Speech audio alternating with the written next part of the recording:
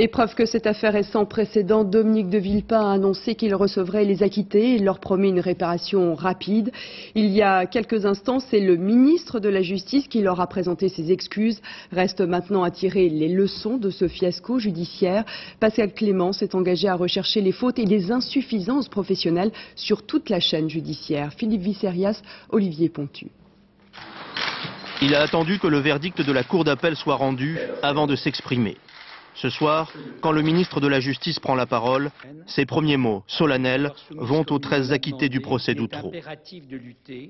En tant que ministre de la Justice, je présente mes excuses à tous les acquittés et à leurs familles. Ce ne sont pas les excuses d'un homme, ce sont les excuses de l'institution judiciaire que je représente. Après le repentir, la recherche des responsabilités. Pascal Clément annonce la saisie de l'inspection générale des services judiciaires. Au cœur de cette enquête sur l'enquête, le rôle du juge Fabrice Burgot. C'est lui qui a instruit ce dossier.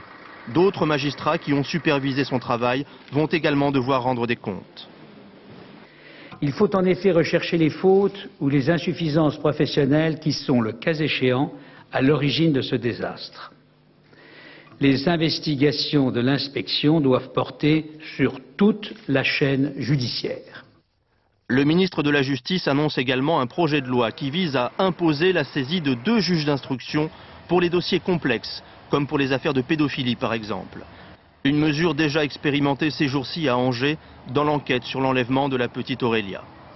Enfin, la détention provisoire sera plus contrôlée.